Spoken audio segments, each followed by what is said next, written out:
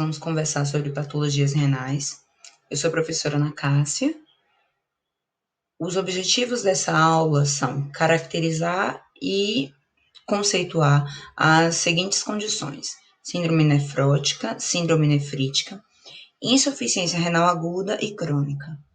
Para que essa aula não fique muito extensa, eu vou dividir ela em dois momentos. Primeiro a gente vai falar de síndrome nefrótica e nefrítica, depois de insuficiência renal aguda e crônica. Para começar, é importante que a gente lembre como é que é a histofisiologia do glomérulo, tá? Então, a gente tem aqui um corpúsculo glomerular, aqui a gente tem as alças, tá bom? Isso aqui é uma representação, onde nós podemos observar do lado de fora o folheto parental da cápsula de Bowman, tá? Que tem células epiteliais. E do lado de dentro, o folheto visceral, que é composto pelos podócitos, tá? Essas células que envolvem os capilares.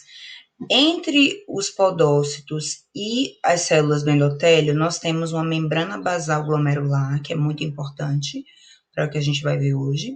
E dentro a gente tem as células do endotélio capilar, tá? Mantendo todas essas alças unidas, a gente tem as células mesangiais. Ok. E onde é que a gente vai ter as lesões? Onde é que as lesões vão ocorrer durante as glomerulopatias? As glomerulopatias, elas vão afetar o aparelho de filtração glomerular, certo? E elas podem ocorrer, as lesões podem ocorrer a nível de lâmina basal, né?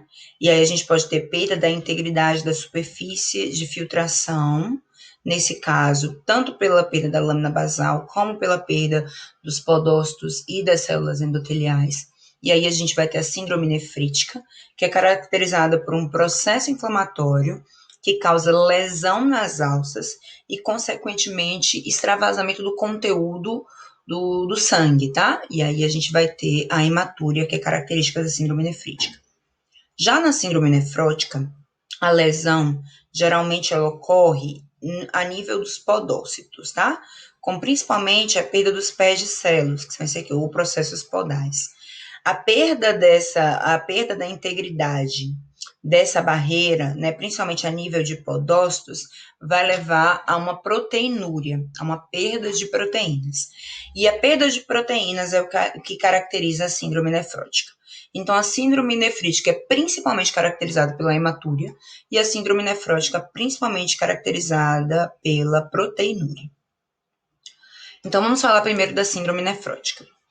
O conceito é uma síndrome caracterizada por uma proteinúria de mais de 3 gramas em 24 horas, uma hipoproteinemia de menos de 3 gramas por decilitro, lipidúria, hiperlipidemia e edema generalizado. A literatura que fale de uma proteinúria de 3,5 gramas em 24 horas.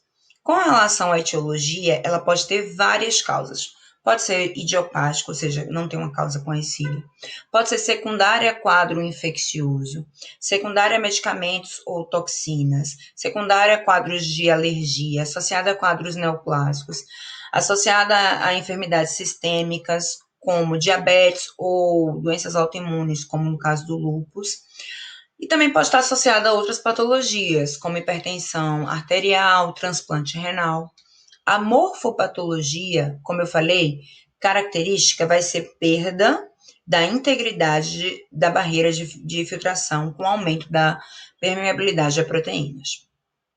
Aqui a gente pode dar uma olhadinha na barreira, tá? Isso aqui é uma microscopia eletrônica da barreira de filtração. Então, aqui nós vamos ver aqueles 3 elementos que eu falei para vocês, tá?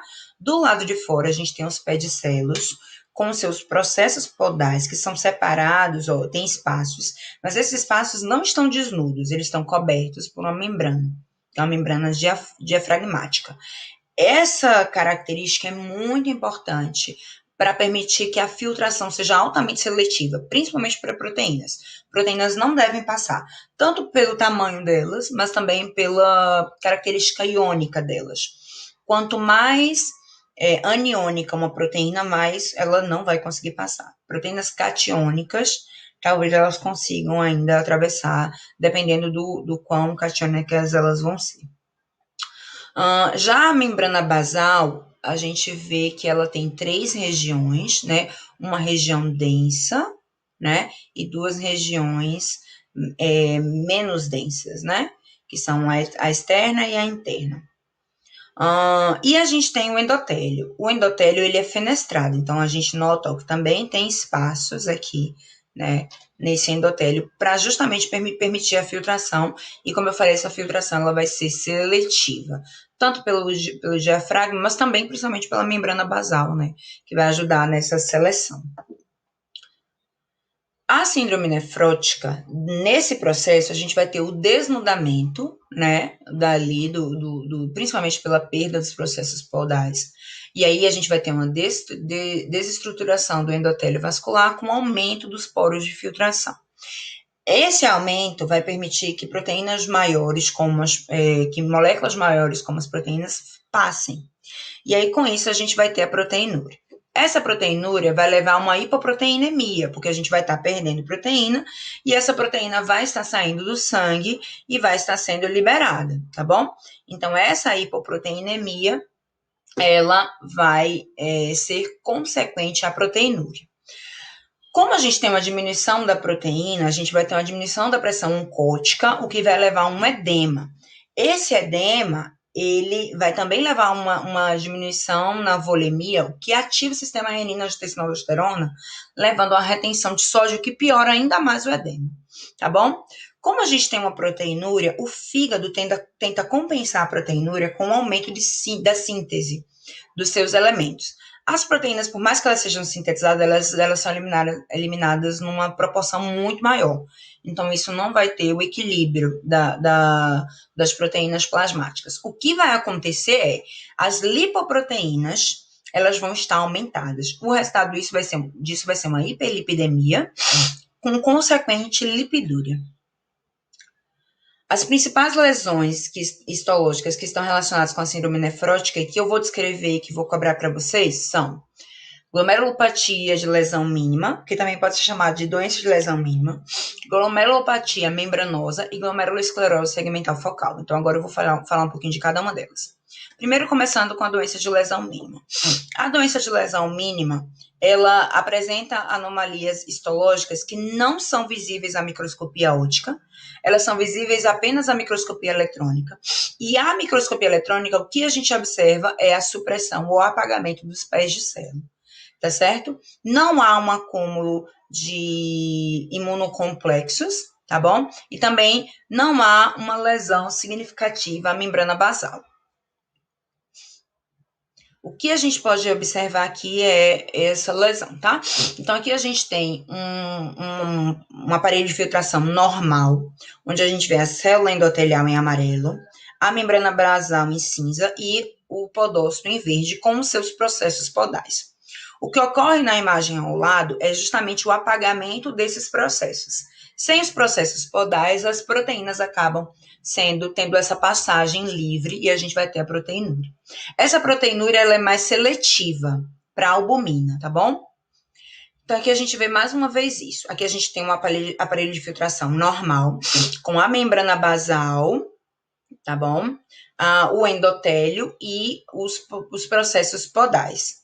Aí, o que vai acontecer? A gente vai ter um apagamento desses processos podais, com consequente extravasamento de proteínas. Aqui a gente vê a microscopia óptica. Como eu falei, o glomérulo vai estar normal. O que a gente vai ver a alteração é a microscopia eletrônica, onde a gente vai ver o apagamento dos processos podais.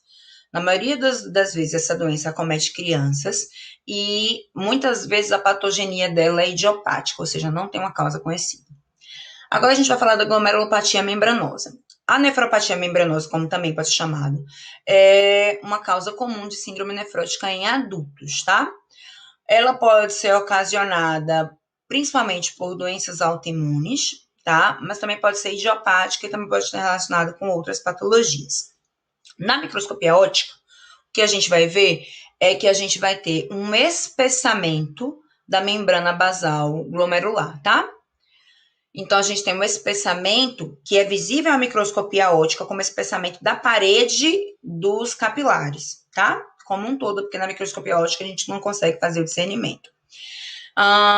E aí, a gente não tem uma ausência de aumento de celularidade glomerular, não tem hipercelularidade, como a gente vai ver em outra patologia, e há um acúmulo de material eletrodenso, né? E esse acúmulo, ele fica justamente no espaço subepitelial, ou seja, a gente tem o espaço subendotelial, que é aquele espaço abaixo do endotélio, a gente tem a membrana basal e a gente tem os podócitos. Então, esse acúmulo de material eletrodenso, que vai ser caracterizado por imunocomplexos, vai estar entre a membrana basal e os podócitos, tá bom? E essa é uma das principais causas, a gente não tem um processo inflamatório significativo nessa patologia. Então, aqui a gente observa isso, ó, o endotélio, como eu falei para você, a membrana basal, e aqui, ó, a gente tem os podócitos, os complexos imunes, né, a deposição de complexos imunes vai ficar entre a membrana basal e os podócitos, tá? Ok, então a gente consegue ver aqui, ó, essa deposição de material eletrodenso. A microscopia óptica, como eu falei, a gente vê um espessamento das alças. Então, de uma maneira geral, as alças vão estar mais grossinhas. A microscopia eletrônica, como eu já mostrei anteriormente, a gente vai ter um depósito eletrodenso, tá, de material, que são imunocomplexos, no espaço subepitelial, ou seja, entre os podócitos e a membrana basal, como a gente pode ver aqui. Já na glomerulosclerose segmentar focal, a gente vai ter, ela recebe essa denominação porque nem todos os glomérulos vão ser acometidos, e daí a denominação focal. E, por outro lado, apenas alguns segmentos do tufo glomerular vão ser acometidos, por isso segmentar. O mecanismo de desenvolvimento dessa doença esclerótica vai ser o seguinte, você vai ter lá uma região, né, da alça, que vai perder os podócitos, e você vai ter o desnudamento, a exposição da membrana basal. Quando essa membrana basal ela é exposta, ela pode se aderir, se fixar ao folheto parietal da alça de Bowman, tá? E aí essa fixação, ela vai promover toda essa esclerose, onde a gente vai ter depósito de material hialino, que é chamado de hialinose, que vai ser o filtrado de proteínas do sangue, começam a se depositar ali, e a gente também vai ter um processo fibrótico, tá? Esse processo fibrótico vai ser justamente o que vai levar a essa esclerose. E esse processo fibroso vai promover a aderência. Então, a alça vai grudar ali no folheto parietal da cápsula de Bowman. Eventualmente, esse processo ele pode evoluir e você pode ter a esclerose completa das alças, e aí a gente vai ter essa glomerulopatia colapsante, tá bom? Então, aqui tá mostrando isso, ó. Eu tenho lá o aparelho de filtração normal, os podócitos, eles são perdidos, há uma adesão, né, da membrana basal com o folheto parietal da cápsula de Bowman, e depois a gente tem uma hialinose e uma esclerose, ou seja, uma deposição de material hialino e um processo de fibrose, tá? E aí, com isso, você vai ter uma aderência. Essa aderência pode progredir, você pode ter a obliteração desses vasos e, consequentemente, com o passar do tempo, sem nada for feito, todo o glomérulo ele pode ser atingido. E aí você vai ter a glomerulopatia colapsante. Aqui está mostrando a glomerulosclerose segmentar focal, é muito fácil de ser observada a microscopia óptica, porque você vai ver um glomérulo e vai ver uma região bem hialina, tá vendo? Um segmento desse glomérulo vai estar bem hialino.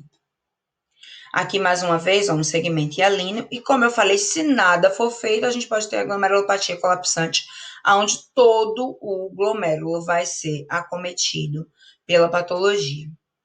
Já a síndrome nefrítica, ela é um quadro que geralmente é secundário a um processo infeccioso, e ela vai ser caracterizado por um processo inflamatório na superfície do aparelho de filtração. O fato de ter esse processo inflamatório vai levar a uma hipercelularidade, porque tanto você vai ter estímulo para a proliferação das células mesangiais, como você vai ter deposição de células imunológicas ali naquela região. Principal etiologia é a deposição de imunocomplexo, e ela geralmente é secundária a um processo infeccioso, que não tem nenhuma correlação. Por exemplo, você tem uma doença de garganta, de 1 a 4 semanas depois você desenvolve essa síndrome nefrítica. E morfologicamente ela é caracterizada por inflamação da superfície de filtração glomerular com edema e grande acúmulo de elementos celulares, ou seja, hipercelularidade. Como ocorre? Então, você tem a deposição, é assim, ó, eu tive uma infecção. Essa infecção vai levar antígenos. Esses antígenos, eles se depositam ali no aparelho de filtração e os anticorpos vão atrás daquele antígeno e formam imunocomplexos. Esses imunocomplexos agora, gente, são formados a nível de endotélio. E é por isso que estimulam um processo inflamatório, tá bom? Porque essas células, todo esse processo vai estar em íntimo contato com o sangue, aonde estão as células inflamatórias, tá? Então, você vai ter um intenso consumo do complemento e uma ativação da inflamação naquela região, levando a glomerulonefrite. Então, a gente pode ter uma sequência de eventos que a gente pode observar. A gente pode ter uma obliteração dos capilares. Consequentemente, a gente vai ter uma redução do fluxo sanguíneo glomerular, uma redução da filtração glomerular, que vai levar a uma hipervolemia e retenção de catabólicos e metabólitos proteicos. Então, você pode ter uma uremia e uma azotemia. Você pode ter uma hipertensão, edema. Lá na síndrome nefrótica, o edema tecidual é muito intenso. Aqui, pode nem ter edema, tá bom? Mas pode também, com o passar do tempo, desenvolver um edema. E com o passar do tempo, você pode ter uma insuficiência renal, com o aumento da creatinina sérica, como eu falei. Você pode ter tanto uremia como azotemia. E, eventualmente, você vai ter a ruptura dos capilares glomerulares, o que vai levar a hematúria, leucocitúria, cilíndricos hemáticos e proteinúria, que vai ser uma proteinúria muito menor do que a da síndrome nefrótica. Então, aqui a gente observa isso, tá?